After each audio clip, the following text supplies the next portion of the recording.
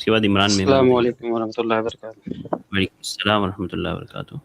صاحب میرا سوال یہ ہے کہ نماز تراویح کے دوران امام قرآن پاک کو دیکھ کر نماز تراویح پڑھا سکتے ہیں، مطلب ہاتھ میں لے کر کے؟ جی دیکھیے، اس میں بھی اس کے جواب کی ابتدا ایک اصول سے کرتا ہوں، اس بات کو ذہن میں رکھیں گے تو سوال کا جواب زیادہ ٹھیک سے سمجھ میں آئے گا۔ اصول یہ ہے کہ نماز کے اندر کسی قسم کی ایسی حرکت جس کا تعلق نماز سے نہیں ہے، اس طرح کی حرکت کرنا جائز نہیں ہے۔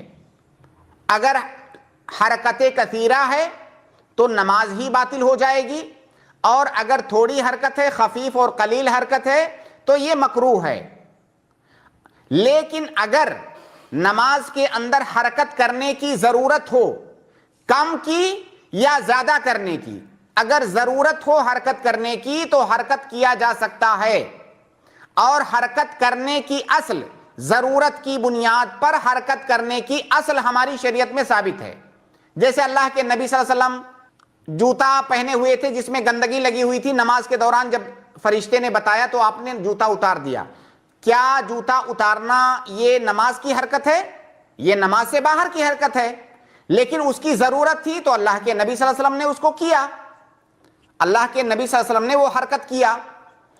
اسی طرح سے ایک واقعہ ہے، اللہ کے نبی صلی اللہ علیہ وسلم نماز پڑھ رہے ہیں رات کے ٹائم، اور عبداللہ ابن عباس رضی اللہ تعالی عنہما آ کے اللہ کے نبی صلی اللہ علیہ وسلم کے بائیں طرف کھڑے ہو جاتے ہیں، جبکہ ان کو کہاں کھڑے ہونا چاہیے تھا؟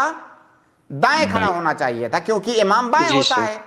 نبی صلی اللہ علیہ وسلم نے ان کو پکڑا اور گھما کر کے کدھر کر دیا؟ دائیں کر دیا۔ اب یہ جو ان کا گھوم کر کے ادھر جانا ہے، کیا یہ نماز کی حرکت ہے؟ نماز سے خارج کی حرکت ہے۔ لیکن اللہ کے نبی صلی اللہ علیہ وسلم نے ایسا کیوں کیا؟ نماز کی اصلاح کے لیے، ان سے غلطی ہو رہی تھی، اس کی اصلاح کے لیے۔ پہلی حدیث جو میں نے بتایا اس میں اللہ کے نبی صلی اللہ علیہ وسلم نے جوتا اس لیے اتارا، حرکت اس لیے کیا کیونکہ نجاست کے ساتھ نماز صحیح نہیں ہے، تو گویا کہ وہاں پر بھی نماز کی اصلاح کے لیے کیا۔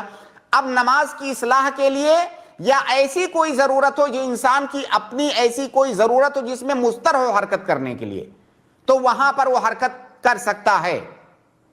خلاصہ کیا ہوا کہ کوئی ایسی حرکت جو نماز کی اصلاح کے لیے، نماز کی مصلحت کے لیے ہو، ایسی حرکت نماز میں کی جا سکتی ہے۔ اب آپ اپنے سوال پر آئیے۔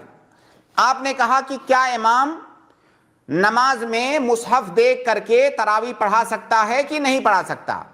اگر اس امام کو، تراویح میں سنت یہ ہے کہ لمبی لمبی نماز پڑھی جائے، اب وہ امام کو اگر قرآن اتنا نہیں یاد ہے کہ وہ لمبی لمبی رکعتیں پڑھ سکتا ہو، اس کا مطلب قرآن میں مصحف میں دیکھنا اس کی ضرورت ہے تاکہ اس سنت پر عمل کیا جا سکے۔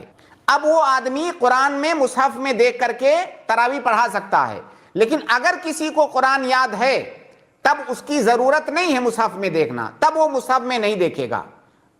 تو خلاصہ یہ ہے کہ اگر کسی کو قرآن نہیں یاد ہے تو چونکہ تراویح کی نماز لمبی پڑھنا یہ سنت ہے، تو وہ مصحف کے اندر دیکھ سکتا ہے، موبائل کے اندر دیکھ سکتا ہے، اور اگر اس کو قرآن یاد ہے تو پھر وہ نہیں دیکھ سکتا۔